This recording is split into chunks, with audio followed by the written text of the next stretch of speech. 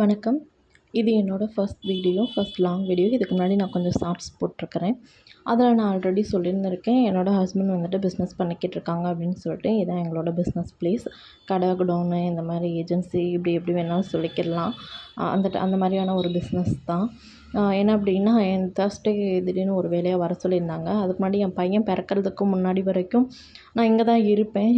இங்கே வந்துட்டு பில்லிங் பண்ணுறது, அவங்க சொல்கிற வேலையை செஞ்சுட்டு அவங்களுக்கு கொஞ்சம் சப்போர்ட்டிவாக இருந்தேன்.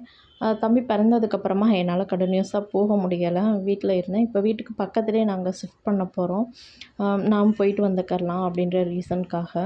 ஸோ இங்கே போயிட்டு எங்களுக்கு ஈவினிங் ஃபுல்லுமே அங்கே டைம் ஆகிடுச்சு. அப்போ தான் பாப்பா ஸ்கூல்லேருந்து சொல்லியிருந்தாங்க, ஃப்ரைடே வந்துட்டு பொங்கல் செலிப்ரேஷன்னு. நான் என்ன நினச்சேன்னா, தீபாவளி அப்போ எடுத்த கிராண்டான கவுன் ஏதாச்சும் போட்டு விட்டுக்கலாம் அப்படின்னு சொல்லிட்டு பார்த்தா, அவங்க என்ன சொல்லிட்டாங்கன்னா, பட்டு பாவாடை ரொம்ப மஸ்ட் அப்படின்னு சொல்லிட்டாங்க.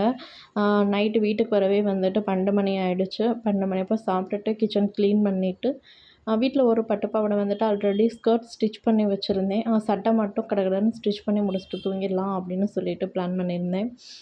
பாப்பாவுக்கு 1 வயசு 2 வயசு அந்த டைமில் தான் நிறைய பட்டு பாவாடை சட்டையெல்லாம் எடுத்தது. அது இப்போலாம் நாளாக அது ரொம்ப குட்டி ஆகிடுச்சு. இப்போலாம் பத்தலை, அந்த மாதிரி ஆகிடுச்சு. இது பொங்கலுக்காக தான் வச்சுருந்தது. பாவாடை மட்டும் தைச்சி வச்சுட்டு சட்டை அப்புறம் சண்டே போல் தைச்சிக்கலாம், பொங்கல் அன்றைக்கி போட்டு விட்டுக்கலான்ற பிளானில் இருந்தேன்.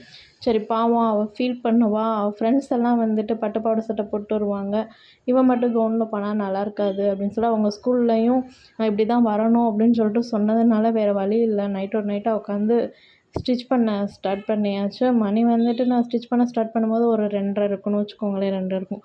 அதுக்கப்புறம் ஸ்டார்ட் பண்ணி ஒரு வழியாக முடிச்சாச்சு. நீங்கள் பார்த்தீங்க அப்படின்னா தெரியும். நான் சொல்ல வர்றது என்ன அப்படின்னா, என்ன மாதிரி எத்தனை பேர் இந்த மாதிரியான ப்ராப்ளம்ஸ் வந்துட்டு ஃபேஸ் பண்ணியிருக்கீங்க அப்படின்னு சொல்லிட்டு தெரியல. நம்ம ஹோம் மேக்கராக இருப்போம், டெய்லரிங் தெரிஞ்சிருக்கும். நமக்குரியது அட்லீஸ்ட் நம்ம வெளியில் வாங்கலாட்டினாலும் நம்மளோடது, நம்ம குழந்தைங்களோடதை நம்ம ஸ்டிச் பண்ணிகிட்டு இருப்போம்.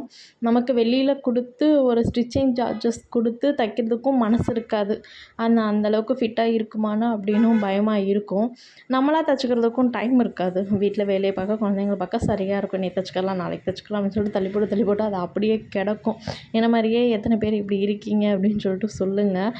நிறைய டைம் எனக்கு இப்படி தான் வந்து நிற்கும், நைட்டோட நைட்டாக தைக்கிற மாதிரி. இது எனக்கு மட்டும் தான் அப்படி இருக்குமா, இல்லை என்ன மாதிரி வீட்டிலே இருந்துட்டு தைச்சும் பழகிட்டு வெளியில் கொடுக்காம நம்மளே தைச்சிக்கலான்னு சொல்லிட்டு இருக்கிற எல்லாருக்கும் இப்படி நடக்குமா அப்படின்றது தெரியல. ஆனால் ஒன்று பாருங்கள், இந்த மாதிரி நைட் டைமில் நம்ம அவசரமாக ஸ்டிச் பண்ணும்போது தான் இந்த மிஷின் நூல் அந்து போகிறது, இந்த லூப் ஆகிறது, இந்த மாதிரி பிரச்சனையெல்லாம் நடக்கும்.